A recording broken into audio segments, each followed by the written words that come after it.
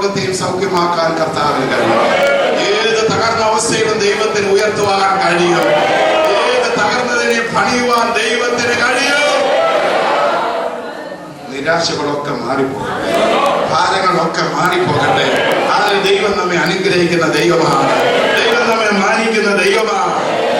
91 സങ്കീർത്തന 14 വാക്യം ഇങ്ങനെയാണ് വായിക്കുന്നത്: അവൻ എന്നോട് പറ്റിയിരിക്കാൻ ഞാൻ അവനെ.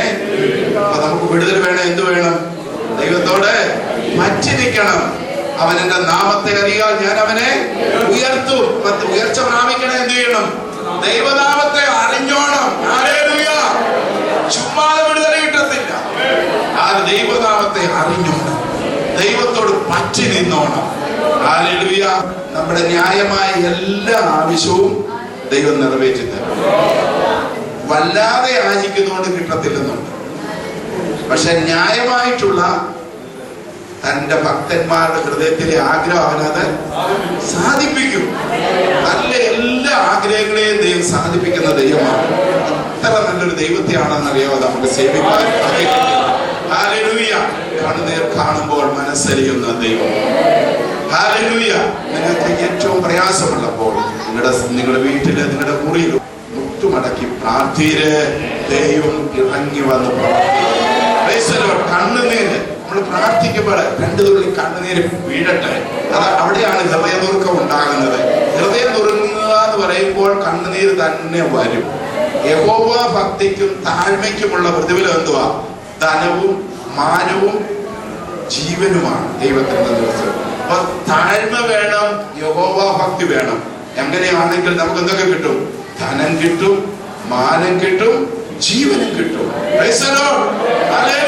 ദൈവമക്കളെ, നിങ്ങൾ ഭവനത്തിൽ ഇരുന്ന് ദേശത്തിന്റെ വിടുതലിന് വേണ്ടി പ്രാർത്ഥിക്കുമ്പോൾ, നിങ്ങളുടെ കണ്ണുനീർ ഒഴുക്കുമ്പോൾ നിങ്ങൾക്ക് വലിയ വിടുതലുകൾ, സ്വർഗ്ഗത്തിൽ വലിയ പ്രതിഫലങ്ങൾ ദൈവം ഒരുക്കിക്കൊണ്ടിരിക്കുകയാണ്. പ്രസംഗിക്കാൻ കഴിയത്തില്ലെങ്കിൽ സാരമില്ല, വലിയ കാര്യങ്ങൾ ചെയ്യുവാൻ കഴിയത്തില്ലെങ്കിൽ സാരമില്ല. നീ വീട്ടിലിരുന്ന് പ്രാർത്ഥിക്കുക. ദൈവം നിനക്ക് വേണ്ടി പ്രവർത്തിപ്പാനിടയായി. എന്തെങ്കിലും ദൈവത്തിന് വേണ്ടി പ്രവർത്തിച്ചുകൊണ്ടിരുന്നു, ദൈവം നമ്മെ മാനിക്കുവാനായിട്ടിടയായിത്തീരും. സ്വർഗത്തിൽ മാത്രമല്ല, ഈ ഭൂമിയിൽ പ്രതിഫലത്തെ തരുന്ന ദൈവമാണ് നമ്മുടെ ദൈവം. മുമ്പേ അവന്റെ രാജ്യവും നീതിയും അന്വേഷിക്കുക, അതോടുകൂടി ഇതൊക്കെയും നമുക്ക് നൽകിയത് എന്ത് തിന്നും എന്തുടുക്കും എന്നതിനെ കുറിച്ച് വിചാരപ്പെടേണ്ട എന്നുള്ളതാണ്. എനിക്ക് വേണ്ടി ദൈവം പ്രവർത്തിച്ചുകൊള്ളും. നിങ്ങൾ വിശ്വാസത്താൽ വിളിച്ചു പറ. ദൈവപ്രവൃത്തി നമ്മുടെ ജീവിതത്തിൽ വെളിപ്പെടുവാനായിട്ട് ഇടയാക്കുകയും. ദൈവത്തിന് നന്ദിയോടെ സ്തോത്രം. ഇന്നത്തെ ചിന്തയ്ക്കായി ഒരു വേദഭാഗം വായിക്കാം. മത്തായിയുടെ സുവിശേഷം 16-ാം അധ്യായം 26-ാം വാക്യം. ഒരു മനുഷ്യൻ സർവ്വലോകവും നേടിയിട്ടും തന്റെ ജീവനെ നഷ്ടപ്പെടുത്തിയാൽ അവൻ എന്ത് പ്രയോജനം? ഹല്ലേലൂയ. ഒരു മനുഷ്യൻ സർവ്വലോകവും നേടിയിട്ടും തന്റെ ജീവനെ നഷ്ടമാക്കിയാൽ അവൻ എന്ത് പ്രയോജനം? കർത്താവ് ചോദിക്കുന്നു, ഒരു മനുഷ്യൻ സർവ്വലോകവും നേടി. ഇപ്പൊ നമ്മളോട് ഒരാൾ പറയാ, എനിക്ക് നിന്റെ ജീവൻ വേണം. എത്ര രൂപ വേണം ചോദ്യയില് നമ്മളെന്തോ പറയും? ആരെങ്കിലും സമ്മതിക്കുവോ? ജീവനെ തൊട്ടുള്ള കളി വേണ്ടെന്ന് പറയും. വേണേ ഒരു കണ്ണ് തന്നേക്കാം, അല്ലെങ്കിൽ കിഡ്നി തന്നേക്കാം എന്നൊക്കെ പറഞ്ഞ് പൈസയുടെ അത്യാവശ്യം വരുമ്പോ അങ്ങനെയൊക്കെ ചിലരൊക്കെ ചെയ്യാറുണ്ട്. പക്ഷെങ്കിൽ നമ്മുടെ ജീവനെ കൊടുത്തിട്ടുള്ള ഒരു പണവും, പക്ഷെങ്കിൽ നമ്മൾ പലപ്പോഴും ജീവനെ കളഞ്ഞിട്ടാണ് പലതും ചെയ്യുന്നത്. അതാണ് പലപ്പോഴും നമ്മൾ ഈ ലോകത്തിൽ ചിലത് നേടുവാനായിട്ട് ഓടുമ്പോൾ നമ്മുടെ വിലയേറിയത് പലതും നഷ്ടമാക്കിയിട്ടാണ് ഓടുന്നത്. ഹല്ലേലൂയ. ദൈവത്തിന് സ്തോത്രം. ദൈവത്തെ കൂടാതെയുള്ള ഓട്ടം അത് നമ്മെ നാശത്തിലേക്ക്, വലിയ നഷ്ടത്തിലേക്ക്, വലിയ കഷ്ടത്തിലേക്കാണ് നയിക്കുന്നതെന്ന് ഓർത്തെ. ഹല്ലേലൂയ. സ്തോത്രം. നമുക്ക് കിട്ടുന്ന ലോകത്തിലെ സൗഭാഗ്യങ്ങൾ എന്ന് പറയുന്ന ഈ ചക്ക പോലെയാണ്. ഹല്ലേലൂയ. ദൈവത്തിന് സ്തോത്രം. വിലയേറിയതിനെ നഷ്ടമാക്കിയിട്ടുള്ള ഒരു നേട്ടവും വേണ്ട എന്ന് പറയുവാൻ തക്കവണ്ണം, തീരുമാനിക്കുവാൻ തക്കവണ്ണം ഇന്ന് രാത്രിയിൽ നമുക്ക് ഇടയായി തീരട്ടെ. ദൈവത്തിന് സ്തോത്രം. പിശാചിങ്ങനെ നല്ല പലതും കാണിക്കും, കാണാൻ ഭംഗിയുള്ളതെന്ന് സഹോദരിമാരെ, ചില സഹോദരന്മാരെ കാണുമ്പോൾ അങ്ങനെ തോന്നും. പക്ഷെ ഇതിന്റെ പിന്നിൽ പല ചതിവുകളും ഉണ്ട് എന്നുള്ളത് മറക്കരുത്. ഇതുപോലെ പിശാച് ആരിൽ ചിലർക്ക് പണം കൊടുക്കാമെന്ന് പറഞ്ഞ്, വിസ കൊടുക്കാമെന്ന് പറഞ്ഞ്, അല്ല ചില ലാഭ കച്ചവടങ്ങൾ ഇത്ര കൂടി കിട്ടൂ എന്ന് പറഞ്ഞ് പല ബിസിനസ്സിലൊക്കെയും ഏർപ്പെടും. ന്യായമല്ലാത്ത ഒരു വരുമാനത്തിന്റെ പിന്നാലെ ദൈവജനം പോകരുത്. നമുക്ക് ആവശ്യമുള്ള ദൈവം തരാൻ വിശ്വസ്തനാണ്. ഹല്ലേലൂയ. ദൈവത്തിന് നന്ദിയോടെ സ്തോത്രം. അനേകര് പെട്ടെന്ന് ഉയരുവാനായിട്ട്, പെട്ടെന്ന് വളരുവാനായിട്ട് പല കാര്യങ്ങളിൽ ഏർപ്പെട്ടിട്ട്, കള്ളനോട്ട് ബിസിനസ് ആയാലും കൊള്ളാം, പിന്നെ മയക്കുമരുന്നിന്റെ കച്ചവടമായാലും കൊള്ളാം, പല കാര്യങ്ങളിൽ ഇടപെട്ടിട്ട് ഇതിലെല്ലാം പെട്ടിട്ട് ഉള്ള പൈസയും പോയി പിന്നെ നാട്ടിൽ നിൽക്കുവാനും നിവൃത്തിയില്ലാതെ നെട്ടോട്ടമോടുന്ന അനേകരെ നമുക്ക് കാണുവാനായിട്ട് കഴിയും. ന്യായമല്ലാത്ത, യോഗ്യമല്ലാത്ത ഒരു വളർച്ചയും ഒരു നേട്ടവും വേണ്ട എന്നുള്ള തീരുമാനമെടുത്തോണം. ദൈവം നമ്മുടെ ആവശ്യങ്ങളെ എല്ലാം നിറവേറ്റി തരുവാൻ ശക്തനാണ്. ഈവൻ ചില പാസ്റ്റർമാര് പോലും ഈയിടെ ഞങ്ങളുടെ വീട്ടില് കുറച്ച് പോലീസുകാര് ഒരു പാസ്റ്റർ പേര് കൊണ്ട് ഇദ്ദേഹം ഇവിടെ വന്നിട്ടുണ്ടോ അറിയാമോ? കാരണം അദ്ദേഹത്തോട് എന്നെ പോലുള്ള ആരെങ്കിലും വിദേശത്തുള്ളവർ പറഞ്ഞു കാണുമായിരിക്കും, കുറച്ച് വിസ ഉണ്ട്, 10 പേരെ പിടിച്ചതാ, എത്ര രൂപ വെച്ച് തന്നാൽ മതി, വിസ കൊടുക്കാന്ന് പറയും. ഈ പാസ്റ്റർ ഇത് വിശ്വസിച്ച് പലരോടും പറഞ്ഞതുപോലെ വിസ വന്നിട്ടുണ്ട്, നിങ്ങൾക്ക് തരാം എന്ന് പറഞ്ഞ് അവരുടെ 1,50,000 ഒക്കെ വാങ്ങിച്ചു. ഒടുവില് ഈ പൈസ കിട്ടിയവൻ അതുകൊണ്ട് മുങ്ങിയ പാസ്റ്റർ കിടന്നു. അപ്പൊ പാസ്റ്റർ മുങ്ങി. പാസ്റ്ററെ അന്വേഷിച്ചു പോലീസാണ്. നാട്ടുകാർ പറഞ്ഞു ആർക്കാ പൈസ കൊടുത്തത്? പാസ്റ്റർക്കാണ് പൈസ കൊടുത്തത്. ഇപ്പൊ പാസ്റ്ററെ തിരക്കി പോലീസ് നടക്കുകയാണ്. ന്യായമല്ലാത്ത ഒരു ഇടപാടിനും പോകരുത്. ഇതെല്ലാം പിശാച് കൊണ്ട കാണിക്കുക. 10 ലക്ഷം രൂപ കിട്ടിക്കഴിഞ്ഞാൽ എനിക്ക് ഇന്ന കാര്യമൊക്കെ ചെയ്യാമായിരുന്നു, ദൈവം കൊണ്ട് തന്ന വഴിയാന്ന് പറഞ്ഞ് കയറി കൈ കൊടുക്കരുത്. ന്യായമല്ലാത്ത ഒരു കാര്യത്തിനും പോയി ഇടപെട്ട് ദൈവജനം പിശാചിന്റെ കെണിയിൽ പെടരുത്. ഒരു മനുഷ്യൻ സർവ്വ ലോകവും നേടിയാലും തന്റെ ആത്മാവിനെ നഷ്ടമാക്കിയാൽ അവൻ എന്ത് പ്രയോജനം? എന്റെ അനുഭവത്തിൽ ഞാനൊരു കാര്യം പറയാം. വിശ്വസ്തയോടെ ദൈവത്തെ സേവിച്ചാൽ അവൻ ഒരൊന്നിനും നമുക്ക് മുട്ടുവരുത്തുന്ന ദൈവമല്ല. നേരോടെ നടക്കുന്നവർക്ക് അവൻ ഒരു നന്മയും മുടക്കുകയില്ല. പിശാച് കൊണ്ടുവരുന്ന വഴികളെല്ലാം നേരില്ലാത്ത വഴികൾ. ഒത്തിരി പൈസ കിട്ടുന്ന കാര്യമൊക്കെ അവൻ പറയുന്നത്, പക്ഷെങ്കിൽ അതെല്ലാം എന്താണ്? ഇത് കൊണ്ടുവന്ന് നമ്മളെ അവസാനം കൊണ്ടുവന്ന് കുഴി ചാടിക്കുന്ന പരിപാടിയെ പിശാചിനെ കണ്ട് ഇവരാരെയും ഇന്ന് വരെ നന്നാക്കിയിട്ടില്ല, ഇനി നന്നാക്കത്തുമില്ല. ദൈവമക്കളെ, പിശാചിന്റെ ചതിവിനെ നാം മനസ്സിലാക്കണം. നാം വന്നെത്തിയിരിക്കുന്ന ഈ കാലഘട്ടം എന്ന് പറയുന്നത് വളരെ സൂക്ഷിച്ചും ശ്രദ്ധിച്ചും ജീവിക്കേണ്ട കാലഘട്ടമാണ്. അതിലൊരു കാര്യം പൗലോസ് ഇത് മുന്നേ കൂട്ടി കണ്ടിട്ട് പറയാണ്, സർപ്പം ഹവ്വായെ ചതിച്ചതുപോലെ നിങ്ങളുടെ മനസ്സ് ക്രിസ്തുവിനോടുള്ള ഏകാഗ്രതയും നിർമ്മലതയും വിട്ട് വഷളായി പോകുമോ എന്ന് ഞാൻ ഭയപ്പെടുന്നു. 2 കൊരിന്ത്യർ ലേഖനം 11-ാം അധ്യായം 3-ാമത്തെ വാക്യമാണ്. അവിടെ പൗലോസ് പറയുകയാണ്, സർപ്പം ഹവ്വായെ എങ്ങനെ ചതിച്ചത്? ഉപായത്താൽ. നിങ്ങൾ ദൈവത്തെ പോലെയാകും, നിങ്ങൾ ചാകത്തില്ല എന്നെല്ലാം പറഞ്ഞ് വഞ്ചിച്ച് ദൈവസന്നിധിയിൽ അവരെ ഏദൻ തോട്ടത്തില് ആ പർദീസയുടെ അനുഭവത്തിൽ നിന്ന് പുറത്താക്കുവാൻ തക്കവണ്ണം കാരണമായി തീർന്നു. ദൈവത്തിന് അതുകൊണ്ട് നമ്മുടെ ക്രിസ്തുവിനോടുള്ള മനസ്സ് നമ്മളിൽ നിന്ന് അകറ്റുന്ന ഒരിടപാടിനും പോകരുത്. ഹല്ലേലൂയ, ഹല്ലേലൂയ, ദൈവത്തിന് സ്തോത്രം. അത് എപ്പോഴും ദൈവവുമായിട്ടുള്ള ഒരു ബന്ധം. ചിലപ്പോൾ ഇച്ചിരി കഷ്ടത പ്രയാസമാണ്, ഇത് സാരമില്ല, ഇരുന്ന് പ്രാർത്ഥിച്ച് ദൈവം നമുക്ക് വേണ്ടി വഴിയൊരുക്കും. പക്ഷെ നമുക്ക് ആ ദൈവികമായ ബന്ധത്തിൽ നടക്കുവാനായിട്ടിടയായി തീരും. ഹല്ലേലൂയ. സദൃശവാക്യം 30-ാം അധ്യായം 6 മുതലുള്ള വാക്യം വായിക്കുമ്പോൾ യാക്കോബുടെ മകനായ ആഗൂരിന്റെ വചനങ്ങൾ എന്ന് പറഞ്ഞാണ് അത് തുടങ്ങുന്നത്. അദ്ദേഹത്തിന്റെ ഒരു പ്രാർത്ഥനയുണ്ട്. അത് നമുക്കും പ്രാർത്ഥിക്കുന്നത് നല്ലതാണ്. കാരണം ഇത് ഈ പണം അല്ല ചില പൊസിഷൻസ് ചില മനുഷ്യരിൽ ധാരാളമായി ഉണ്ടായിട്ട് ദൈവത്തെ മറന്നു പോകുന്ന അനുഭവങ്ങൾ ഉണ്ടായിട്ട് അദ്ദേഹം പറയുന്നത് എന്താണ്? ഞാന് ധനവാനായി തീർന്നിട്ട് ദൈവം ആരാണെന്ന് നിന്ദിപ്പാനും ഞാൻ ദരിദ്രനായി തീർന്നിട്ട് ദൈവത്തിന്റെ നാമത്തെ ദുഷിക്കുവാനും ഇടയാകാതെ അന്നെന്നുള്ളത് തന്നെ ഒറ്റണമേ എന്നുള്ള പ്രാർത്ഥനയാണ് അവിടെ കാണുവാനായിട്ട്. അത് തൃപ്തിയായി കഴിയുന്നുണ്ട്. ചില മനുഷ്യർ പറയും, ഇനിയും പ്രാർത്ഥനയ്ക്കൊന്നും പോയില്ലേലും ഇവരുടെ ലക്ഷ്യം എന്തുവായിരുന്നു? ഒരു ബുദ്ധിമുട്ടുമാണ്. അതിനുവേണ്ടി ആരും ദൈവത്തെ സേവിക്കരുത്. കാരണം നമുക്ക് കിട്ടാനുള്ളത് വലിയ നേട്ടമാണ്. കോടാനുകോടി രൂപയുടെ സ്വത്ത് ലഭിക്കാനായിട്ട് നമ്മൾ ഈ അർഹതയുള്ളവരായിട്ട് ഇരിക്കുമ്പോൾ ചില നാണയങ്ങൾ അല്ലെ ചില 1000-ഓ 10,000-ഓ ലക്ഷം കൊണ്ടൊന്നും തൃപ്തിപ്പെടരുത്. നമുക്ക് വേണ്ടി കോടാനുകോടി രൂപയുടെ സ്വത്താണ് ദൈവം ഒരുക്കി വെച്ചിരിക്കുന്നത്. ചിലത് വാങ്ങിച്ചുകൊണ്ട് ഓടുവാൻ ഒരിക്കലും ഇടയാകരുത്. ദൈവത്തിന് അത് നഷ്ടക്കച്ചവടമാണ്. ഇവിടെ എന്ത് കിട്ടിയെന്ന് പറഞ്ഞാൽ എത്ര നാളത്തേക്കാ? കൂടി വന്നാൽ 100 വർഷം അല്ലേ? ഇത് കഴിയുന്നുണ്ടേ ഏതായാലും ഈ ലോകത്തോട് ടാറ്റ പറയും. ഇവിടെ വലിയ ബംഗ്ലാവ് പണിതാലും കൊള്ളാം, വലിയ കാറ് കിട്ടിയാലും കൊള്ളാം, ലോറി കിട്ടിയാലും കൊള്ളാം, ആരാണെന്ന് പറഞ്ഞാലും ഒരു ദിവസം ഈ ഭൂമിക്ക് അടിയിലേക്ക് നമ്മൾ ഒരു ദിവസം മുഴുവനിക്കും. ഒന്നുകിൽ സ്വർഗം അല്ലെങ്കിൽ ഇതിലേതെങ്കിലും ഒന്ന് നമുക്ക് ലഭിക്കും.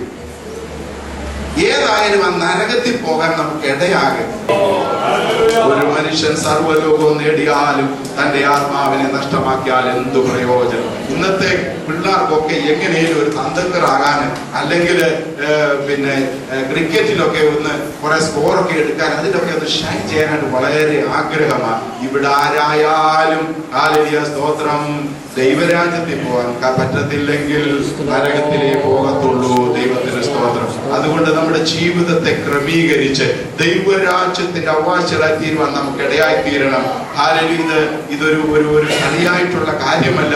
ഇത് നമ്മൾ വളരെ സീരിയസ് ആയിട്ട് എടുക്കേണ്ട കാര്യമാണ്. നമ്മൾ നരകത്തിൽ പോകാതിരിക്കാൻ വേണ്ടിയാണ് സ്വർഗീയ സുഖങ്ങളെ വെടിഞ്ഞ് കർത്താവായ യേശു ക്രിസ്തു ഈ ലോകത്തിലേക്ക് വന്ന് നമുക്ക് വേണ്ടി അവസാനത്തുള്ള രക്തവും കാൽവരി ക്രൂശിൽ ഊറ്റി തന്നത്. തന്റെ ഏകജാതനായ പുത്രനിൽ വിശ്വസിക്കുന്ന ഏവനും നശിച്ചു പോകാതെ നിത്യജീവൻ പ്രാപിക്കേണ്ടതിന് ദൈവവനെ നൽകുവാൻ തക്കവണ്ണം ലോകത്തെ സ്നേഹിച്ചു. ലോകത്തെ സ്നേഹിച്ചു, എന്നെയും നിങ്ങളെയും ദൈവം സ്നേഹിച്ചു. നാം നിത്യതയിൽ കാണുവാൻ, ദൈവരാജ്യത്തിൽ കാണുവാൻ, നരകത്തിൽ പോകാതിരിക്കാനായിട്ടാണ് കർത്താവായ യേശു ക്രിസ്തു അവസാനത്തുള്ള രക്തവും നമുക്ക് വേണ്ടി ഊറ്റി തന്നത്. പ്രിയമുള്ളവരെ, ഹല്ലേലൂയ, ദൈവത്തിന് സ്തോത്രം. ആ രക്ഷ നമ്മൾ അഗണ്യമാക്കരുത്. ആ രക്തത്തിന്റെ വിലയെ നമ്മൾ അഗണ്യമാക്കരുത്. നമുക്ക് ആ നിത്യജീവൻ പ്രാപിക്കുവാൻ ഇടയായി തീരണം. ഇവിടെ ചില ബുദ്ധിമുട്ടുകൊണ്ടുള്ളെങ്കിലും സാരമില്ല. ആ ധനവാന്റെ ലാസറിന്റെ ചരിത്രം നമുക്കറിയാമല്ലോ. ധനവാൻ ആഡംബരത്തോടെ ദിവസേന ആഡംബരത്തോടെ സുഖിച്ചുകൊണ്ടിരുന്നവർ, പട്ടും ധൂമ്ര വസ്ത്രവും ധരിച്ച് ആഡംബരത്തോടെ സൂചിച്ചുകൊണ്ടിരുന്നതാണ്. പക്ഷെ ലാസർ വ്രണം നിറഞ്ഞവനായി അവന്റെ പടിവാതിക്കൽ ധനവാന്റെ മേശയിൽ നിന്ന് വീഴുന്ന എച്ചിൽ നുറുക്കുകൾ അവന്റെ വേസ്റ്റ് നിന്ന് ജീവിച്ചു. പക്ഷെങ്കിൽ മരിച്ചപ്പോൾ എവിടെ പോയി? അബ്രഹാമിന്റെ മടിയിൽ പർദീസിലേക്ക് പോകുവാൻ ഇടയായിത്തീർന്നു. ഇവിടെ വലിയ ധനവാനായില്ലെങ്കിലും ലാസറായി ജീവിച്ചാലും ആ നിത്യതയിൽ പോകണം, ആ സ്വർഗത്തിൽ പോകണം ആവശ്യം. ആ ധനവാൻ അവിടെ വിളിച്ചു പറയുന്നു. ഒരു തുള്ളി വെള്ളത്തിന് വേണ്ടി നിലവിളിക്ക് നമുക്ക് കേൾക്കുവാനായിട്ട് കഴിയും. അവസാനം അദ്ദേഹം പറയുന്ന ഒരു കാര്യം കൊണ്ട്, എന്റെ ഭവനത്തിൽ 5 സഹോദരന്മാരുണ്ടല്ലോ, അവരിങ്ങോട്ട് വരാതിരിക്കുവാൻ ആ ലാസറിനെ അയച്ച് അവരോടൊന്ന് സാക്ഷ്യം പറയേണ്ടേക്കണേന്ന്. ദൈവമക്കളെ, ഇത് യാഥാർത്ഥ്യമാണ്. യേശു പറഞ്ഞ കാര്യം, ധനവാനായ ഒരു മനുഷ്യൻ ഉണ്ടായിരുന്നു. അങ്ങ് ഉണ്ടായിരുന്നിരിക്കട്ടെ എന്നല്ല പറഞ്ഞത്, ഉണ്ടായിരുന്നു. നടന്ന സംഭവത്തെ കുറിച്ചാണ് കർത്താവ് പറയുന്നത്. അതുകൊണ്ട് നമ്മുടെ ജീവന്റെ വില വല്ലവിധ, അതുകൊണ്ട് പൗലോസ് പറയുന്നത്, വല്ലവിധേനെ മരിച്ചവരുടെ നിന്നുള്ള പുനരുത്ഥാനം പ്രാപിക്കണമെന്ന് വെച്ച് ഞാൻ സകലതും ചവറെന്ന് ചപ്പെന്ന് എണ്ണുന്നു, ലാഭമായിരുന്നതൊക്കെ ഞാൻ ക്ഷേമമെന്ന് എണ്ണുന്നു, പിൻപിലുള്ളതിനെ മറന്ന് മുൻപിലുള്ള ലാക്കിലേക്ക് ഞാൻ ഓടുന്നു.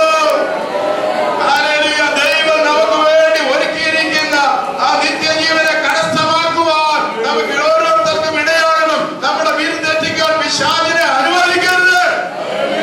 അവൻ ചില നേട്ടങ്ങളുമായി, ചില നന്മകളുമായി അടുത്തു വരുമ്പോൾ അതിനെ ശോധന ചെയ്യുവാൻ ദൈവങ്ങൾക്കിടയായി തീരട്ടെ. പിശാച് തരുന്ന ഒരു സുഖവും വേണ്ട. ഒരിക്കലും ഒരു ഭക്തൻ ഇങ്ങനെ പാടി, ലോകം തരും സുഖം എനിക്കു വേണ്ട, ഹേമന്മാർ ലിസ്റ്റിൽ എന്റെ പേരും വേണ്ട. ലോകം തരും സുഖം എനിക്കു വേണ്ട, ഹേമന്മാർ ലിസ്റ്റിൽ എന്റെ പേരും വേണ്ട. Praise the Lord. ഹല്ലേലൂയ. ഈ ലോകം തരുന്ന സുഖങ്ങളെല്ലാം നമ്മളെ നരകത്തിലേക്ക് എത്തിക്കുന്നതാണ്. ദൈവമക്കളെ, ഹല്ലേലൂയ, കർത്താവിനെ കണ്ടുമുട്ടാൻ നമുക്ക് ഭാഗ്യം കിട്ടിയത് ഇവിടെ ചില ബുദ്ധിമുട്ടുകൾ മാറുവാനായിട്ട് മാത്രം അത് ഉപയോഗിക്കരുത്, നിത്യതയിൽ എത്തുവാനായിട്ട് ഇടയായിത്തീരണം. കർത്താവ് പറഞ്ഞു, ഞാൻ തന്നെ വഴിയും സത്യവും ജീവനുമാകുന്നു. ആ വഴിയിലേക്ക് കയറിയിരിക്കുന്ന പ്രിയപ്പെട്ടവരെ, നിത്യജീവനെ കരസ്ഥമാക്കുവാൻ നമുക്ക് ഓരോരുത്തർക്കും ഇടയായിത്തീരണം. നമ്മൾ ആ ദൈവ മക്കളായി തന്നെ ജീവിക്കണം. നേരത്തെ ജീവിച്ചതുപോലല്ല ഒരു ക്രിസ്തീയ ജീവിതത്തിന് അതിനൊരു മാതൃകാപരമായ ജീവിതമുണ്ട്, പ്രമാണമുണ്ട്. ഈ വഴിയിൽ കയറി കഴിഞ്ഞാൽ ഈ വഴിയിലൂടെ തന്നെ യാത്ര ചെയ്യണം. ഈ വഴി ഇച്ചിരി ഇടുക്കമുള്ളതാണ്, ഞെരുക്കമുള്ളതാണ്. മറ്റുള്ളവർ പറയുന്ന പോലെ പറയാൻ പറ്റത്തില്ല, മറ്റുള്ളവർ പ്രവർത്തിക്കുന്ന പോലെ പ്രവർത്തിക്കാൻ പറ്റത്തില്ല. അതുകൊണ്ടായി മത്തായിയുടെ സുവിശേഷം 7-ാം അധ്യായത്തിൽ കർത്താവ് പറയുന്നത്, ജീവനിലേക്ക് പോകുന്ന വഴി ഇടുക്കമുള്ളതാണ്. വാതിൽ ഞെരുക്കമുള്ളതാണ്, എന്നാൽ നാശത്തിലേക്ക് പോകുന്ന വാതിൽ വിശാലവും വാതിൽ വീതിയുള്ളതും വഴി വിശാലവുമാണ്. പലർക്കും ഇന്ന് അതിനെ കൂടെ പോകുവാനായിട്ടാണ് ആഗ്രഹം. അല്പം ഞെരുങ്ങിയാലും അല്പം ഇടുങ്ങിയാലും നിത്യത ഉറപ്പിക്കുക. നിത്യത ഉറപ്പിച്ച് കഴിഞ്ഞാലുണ്ടല്ലോ ബാക്കി കാര്യങ്ങൾ ദൈവം നടത്തി തരും. Praise the Lord. ചിലരുടെ ചില ബുദ്ധിമുട്ടൊക്കെ മാറാതെ നിൽക്കുന്നത് ഒന്ന് ദൈവത്തോട് അടുത്ത് നിൽക്കുവാനായിട്ടാണ്. ഇവർ പോകാതിരിക്കാൻ, ഇവർ ദൈവത്തോട് നിൽക്കണമെന്നുള്ള ദൈവത്തിന്റെ ആഗ്രഹമുള്ളത് കൊണ്ടാണ്. ദൈവത്തിന്റെ സ്വരം. അതുകൊണ്ട് ഞാൻ പറഞ്ഞു വരുന്നത്, നമ്മുടെ എല്ലാവരുടെ ലക്ഷ്യം എന്തായിരിക്കണം? നിത്യതയായിരിക്കണം. ഇനി അധിക നാൾ ഈ ലോകം മുന്നോട്ട് പോകത്തില്ല. ഈ ലോകത്തിന്റെ ഇന്നത്തെ അവസ്ഥ എന്ന് പറയുന്നത്, ഇനി എത്രയും പെട്ടെന്ന് ഒരു യുദ്ധമുണ്ടാകും. മൂന്നാം ലോക മഹായുദ്ധം അടുത്ത തന്നെ ഉണ്ടാകും. അതിന്റെ ഒരു കാരണം പറയുന്നത്, ഇറാൻ ഇപ്പോൾ ന്യൂക്ലിയർ ബോംബ് ഉണ്ടാക്കിക്കൊണ്ടിരിക്കുകയാണ്. അതിനെ നശിപ്പിക്കുവാനായി ഇസ്രായേൽ ഇങ്ങനെ ശ്രമിച്ചു. അവരെന്തെങ്കിലും ഈ അടുത്ത സമയത്ത് എപ്പോഴേലും കൊണ്ടുവന്ന് അവിടെ ബോംബിടും. അഥവാ ഇറാൻ ബോംബ് ഉണ്ടാക്കിയാൽ ഇറാന്റെ ലക്ഷ്യം എന്തുവാ? ഇസ്രായേലിനെ നശിപ്പിക്കണം എന്നുള്ളതാണ്. ലോകത്തിൽ ഒരു കൂട്ടം ഇസ്രായേലിന്റെ കൂടെ, മറ്റൊരു കൂട്ടം ഇറാന്റെ കൂടെ ഉണ്ടാവും. അങ്ങനെ അതൊരു വലിയ യുദ്ധമായി തീരാനുള്ള സാധ്യതകൾ നമുക്ക് കാണുവാനായിട്ട് കഴിയുന്നുണ്ട്. മറ്റൊന്ന്, കർത്താവായ യേശുക്രിസ്തു പറഞ്ഞിട്ടുള്ള ഒരു കാര്യം, കർത്താവിനോട് ശിഷ്യന്മാർ ചോദിച്ചു, ഗുരു, നിന്റെ വരവിനും ലോകാവസാനത്തിനും അടയാളം എന്തെന്ന് ചോദിച്ചപ്പോൾ കർത്താവ് പറഞ്ഞാണ്, രാജ്യം രാജ്യത്തോടും ജാതി ജാതിയോടും എതിർക്കും, ക്ഷാമവും ഭൂകമ്പവും അവിടെ ഉണ്ടാകും. ഇന്ന് അത് നടന്നു. പണ്ടൊക്കെയാണ് നമ്മൾ വല്ലപ്പോഴും ഭൂകമ്പത്തെ കുറിച്ച് കേൾക്കുന്നത്. ഇപ്പൊ ഈ ആഴ്ചത്തെ എല്ലാ ദിവസത്തെയും പേപ്പറിൽ അവിടെ കുലുങ്ങി, ഇവിടെ കുലുങ്ങി, ഇവിടെ കുലുങ്ങി എന്നൊക്കെ പറഞ്ഞ് കാണുവാനായിട്ട് കഴിയും.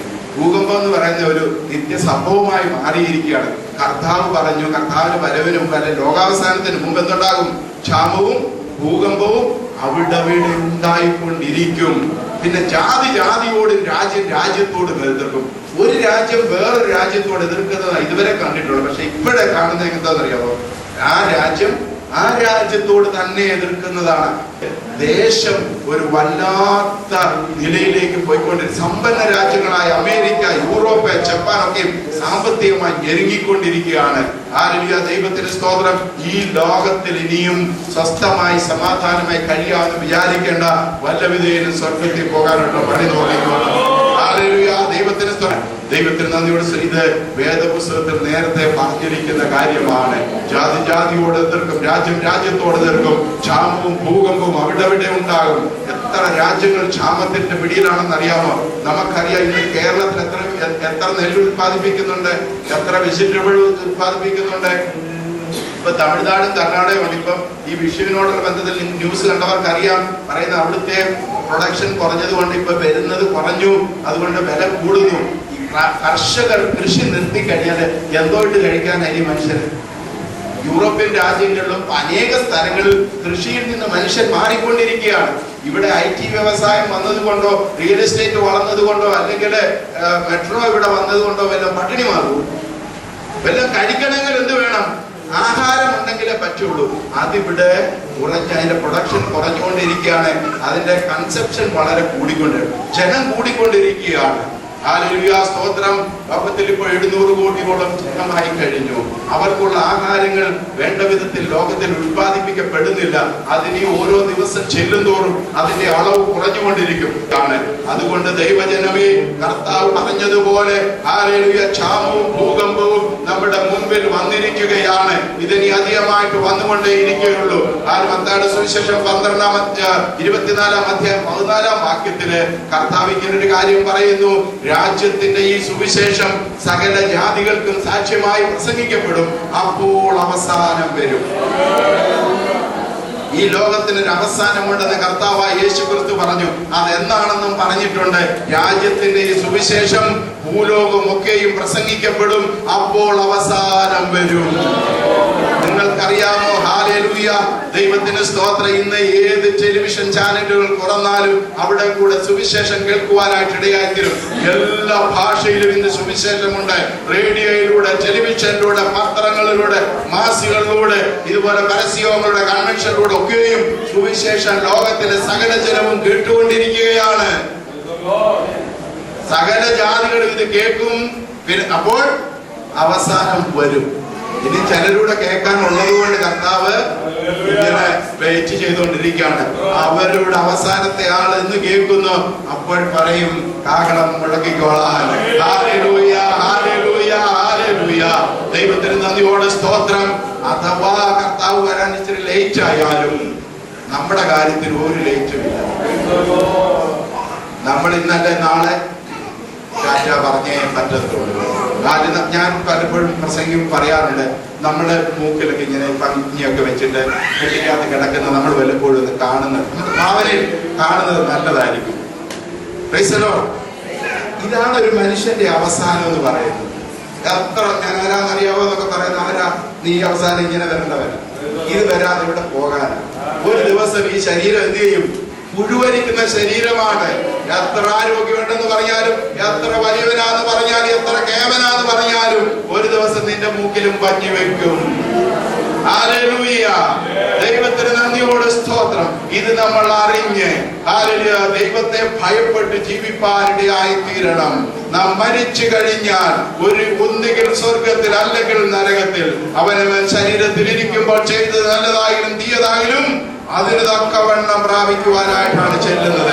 ഇവിടെ നമ്മൾ നന്മ ചെയ്യുന്നുണ്ടെങ്കിൽ, ദൈവത്തെ ഭയപ്പെട്ട് ജീവിക്കുന്നുണ്ട്, അതനുസരിച്ച് പ്രാപിക്കുവാനായിട്ട് ഇടയായിത്തീരും. ദൈവത്തിന്റെ സന്നിധിയിൽ മുഖപക്ഷമില്ല. അവനവന്റെ പ്രവൃത്തിക്ക് അനുസരിച്ചാണ് ദൈവം പ്രതിഫലത്തെ കൊടുക്കുന്നത്. നമുക്ക് അതിന്റെ ഫലം വാങ്ങിക്കുവാൻ കഴിയുന്നത്. നന്മ വിതയ്ക്കുവാൻ, നീതി വിതയ്ക്കുവാൻ, ഹല്ലേലൂയ കരുണ വിതയ്ക്കുവാൻ നമുക്കിടയായി തീരട്ടെ.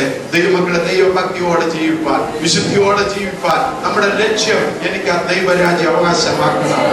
അത് മാത്രമായിരിക്കട്ടെ നമ്മുടെ ലക്ഷ്യം. നമ്മൾ ആ ലക്ഷ്യത്തിലേക്ക് ഓടുമ്പോൾ നമുക്ക് വേണ്ട നന്മകൾ ദൈവം തരുമെന്നാണ് ഈ വേദപുസ്തകം നമ്മെ പഠിപ്പിക്കുന്നത്. നന്മയുടെ പുറകെ നമ്മൾ പോകേണ്ട. ഹല്ലേലൂയ. നന്മ നമ്മുടെ പുറകെ വരും. നന്മയും കരുണയും ആയുഷ്കാലം ഒക്കെ എന്നെ പിന്തുടരും. നമ്മൾ ദൈവത്തിന്റെ പുറകെ പോയാൽ മതി. നന്മയും കരുണയും നമ്മുടെ പുറകെ വരും. നമ്മൾ നന്മയുടെയും കരുണയും അതിന്റെ പുറകിലല്ല പോകേണ്ടത്. ഹല്ലേലൂയ, സ്തോത്രം. എവിടെ അനുഗ്രഹം കിട്ടും, എവിടെ വിടുതൽ കിട്ടും, ജനം അങ്ങോട്ട് ഓടുക. എത്ര കിലോമീറ്റർ വേണേലും പോകാൻ റെഡിയാ. എന്റെ വീട്ടിലിരുന്ന് പ്രാർത്ഥിക്കും. ഒട്ടുമടക്കം അവിടെ ദൈവം ഇറങ്ങി വരുന്നത്. ഞാൻ സേവിക്കുന്ന ദൈവത്തെ കാണാൻ എങ്ങും പോകണ്ട, എന്റെ മുറിയിൽ ഇറങ്ങി വരുന്ന ദൈവമാണ്.